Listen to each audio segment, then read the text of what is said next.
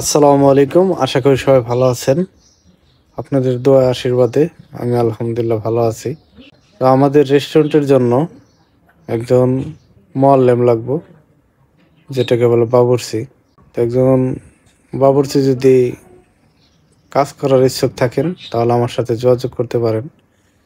এই ভিডিও স্ক্রিনে যে নাম্বার দেওয়া আছে এই নাম্বারে যোগাযোগ করতে পারেন। আমার পেজের নাম্বার দেওয়া আছে, আমার ইউটিউব চ্যানেল নাম্বার দেওয়া আছে। তার দক্ষতা থাকতে হবে। সৌদি আরবে বা আরব গালফে যে কোনো রাষ্ট্রে কাজ করছে, আরবের খাবসা বিখ্যাত এই খাবসা রান্না করছে, এমন লোক যদি থাকেন তাহলে আমার সাথে যোগাযোগ করতে পারেন। আবার অনেকেই বলতে পারেন যে ভাই ভালো একজন শেফ বা মোয়াল্লেম আপনার ওখানে কাজ করতে পোষাইব না। হ্যাঁ ভাই, আমি এটা জানি, এই মুহূর্তে হয়তো বা তার পোষাইব না। আর ভালো একজন মোয়াল্লেম প্রবার জীবন বাতও দেয় না। যতদিন পর্যন্ত থাকা যায় অতদিন পর্যন্ত থাকে, তার লাইফ সেটেল করে বা ওই দেশের থাইকে অভ্যস্ত হয়ে যায়। আর দেশে আসে একবারে আখের লাস্টে, ঠিক আছে। কিন্তু আমি এমন লোক চাইতেছি যে নাকি কোনো কারণবশতে দেশে আছে বা যে কোনো একটা সমস্যার কারণে আসছিল, আবার যাওয়ার জন্য ইচ্ছুক। এমন লোক বসে রয়েছে বা কাজ করতে চাইতেছে, কাজ পাইতেছে না, কারণ এই ধরনের খাপসার রেস্টুরেন্ট তো সব জায়গায় নাই। তো ওই ধরনের লোক আমি চাইতেছি।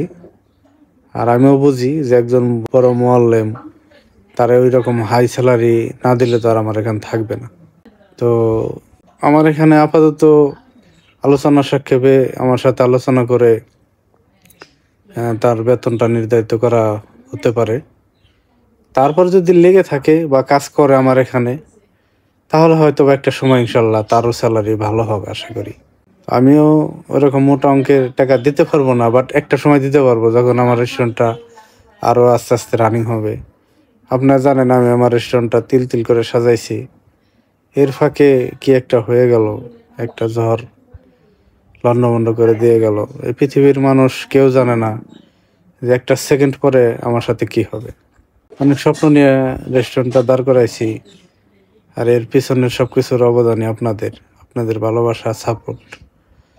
আপনারা অর্ডার করেন, আপনারা দোয়া করেন, আল্লাহর অশেষ মেহেরবান রহমতে আমার রেস্টুরেন্টটা এই পর্যন্ত আসছে। তো রানিং রেস্টুরেন্ট চাইতেছি, যদি কেউ কাজ করতে চান তাহলে আমার সাথে যোগাযোগ করতে পারেন। তার থাকা খাওয়া সব কিছুর ব্যবস্থা করব। এরপর আমি না থাকলেও চলবে ইনশাল্লাহ, যদি সেই বাইক নিজের দায়িত্বে কাজ করে।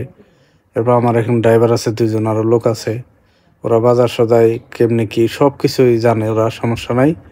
শুধু ভাই পাকের পুরো দায়িত্ব থাকবে, পাকের দায়িত্ব থাকবে ইনশাল্লাহ। আমার রেস্টুরেন্টটা যদি আবার তিল তিল করে দাঁড়ায়, কারণ অ্যাক্সিডেন্ট তো আর বইলে আসে না, কার জীবনে কখন কি হবে। আমার যেটা হয়ে গেছে এটা আমার নসিবে ছিল, আলহামদুলিল্লাহ। আল্লাহ আমার যে হায়াত দিয়ে গেছে, আমি যে সুস্থ আছি, এতে আল্লাহ কাছে হাজার হাজার শুকরিয়া। তো আমার সুস্থ হইতে আর একটু সময় লাগবে।